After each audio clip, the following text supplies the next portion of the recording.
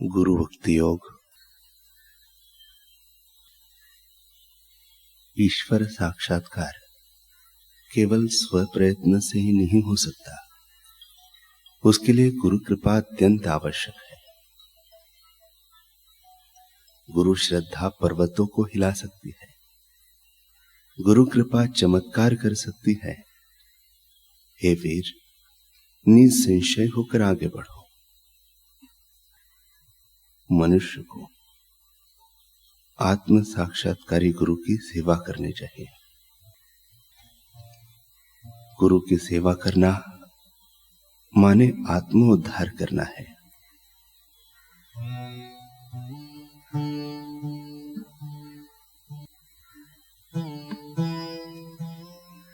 जो शिष्य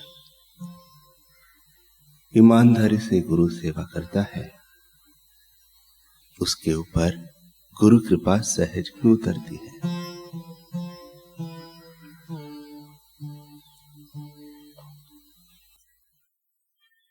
बारिश तो वही की वही है, लेकिन सीपी में बूंद पड़ती है तो मोती हो जाती है, और खेत में पड़ती है तो भिन्न भिन्न अन्न रस हो जाते हैं। और वही पानी गंगा में पड़ता है तो गंगा माता होकर पूजा जाता है। वही पानी नाली में पड़ता है तो उसकी कद्र नहीं होती। अर्जुन जैसे पवित्र व्यक्ति के आगे गीता निकली है तो आज तक वह पूजी जाती है। शिशुपाल के सामने गीता नहीं निकल सकती। गीता निकलने के लिए अर्जुन चाहिए। श्री योग वासिष्ठ महारामायण बनने के लिए राम जी चाहिए। कबीर जी का ग्रंथ बीजक बनने के लिए शिष्य सलूका और मलूका चाहिए। तो सामने जैसा पात्र होता है, जैसी उसकी योग्यता होती है, सद्गुरु के दिल से उसी प्रकार का ज्ञान उपदेश निकलता है।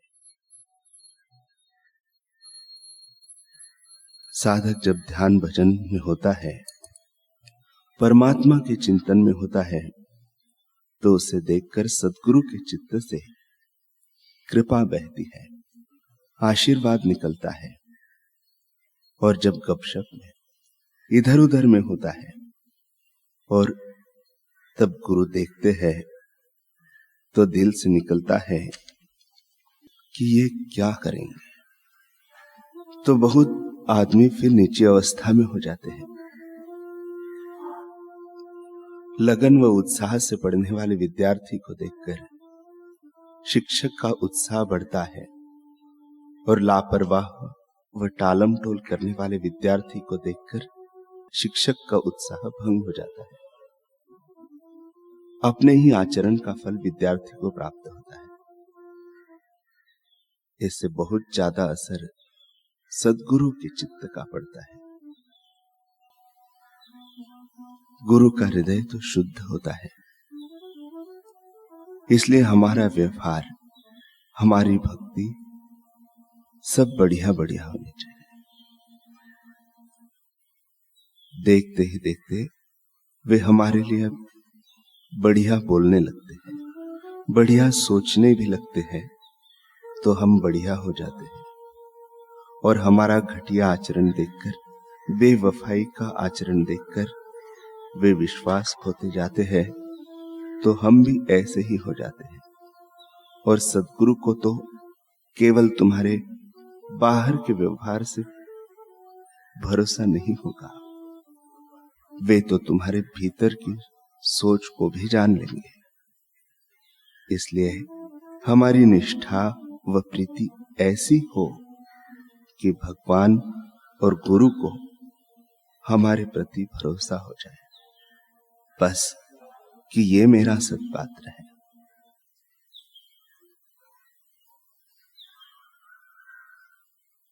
कोई हजारों वर्ष तप क्यों न करे, यह ब्रह्म विद्या गुरु कृपा से ही प्राप्त होती है। जब तक कोई जला हुआ दीपक बुझे दिए को नहीं छूता है, तब तक दिया चाहे कितना भी तेल इकट्ठा कर ले, कितनी भी बाती बना ले, वैसे ही ब्रह्मनिष्ठ महापुरुष का हृदय हम लोगों के हृदय को जब तक स्पर्श नहीं करता, तब तक हमें ब्रह्म तत्व का बोध नहीं होता।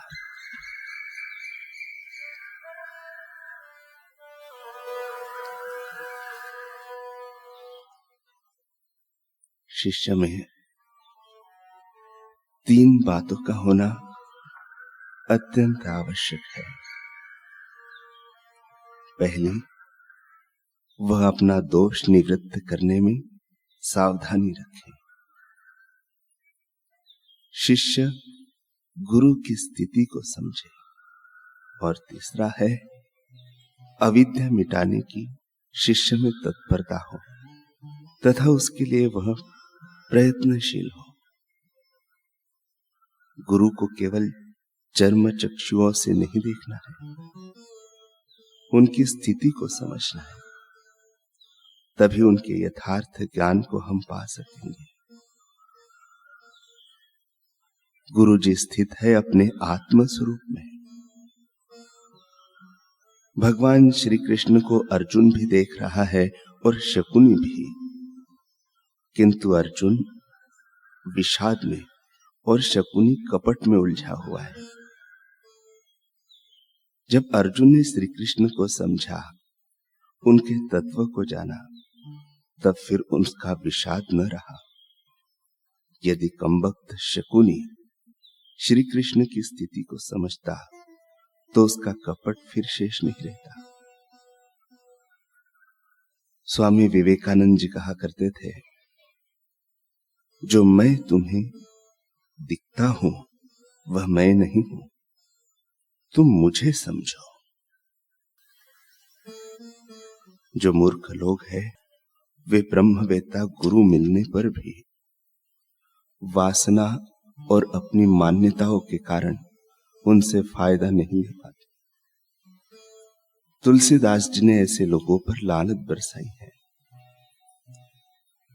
सहज सृहद गुरु स्वामी, सिख जो न करी सिरमानी, सो पछिताई अघाई और अवसी होई हित हानि।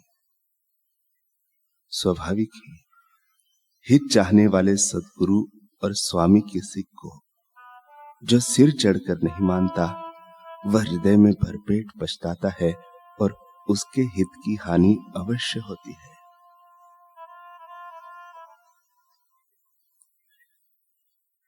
सद्गुरु की कृपा हमेशा सच्शिष्य के ऊपर बरसती रहती है।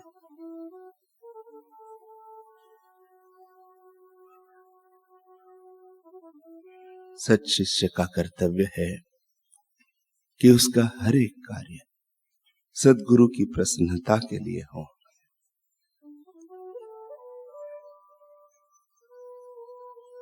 भगवान शिव जी कहते हैं, आकल्प जन्म कोटि नाम, यज्ञ व्रत तपः क्रिया, ता सर्वा सफला देवी, गुरु संतोष मात्रदा।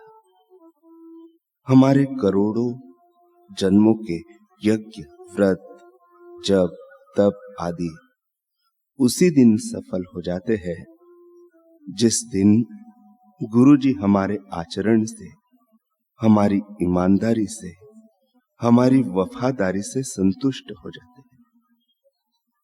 गुरु को लगे कि पात्र है, तब गुरु के हृदय से कृपा छलकती है और शिष्य को हजम होती है।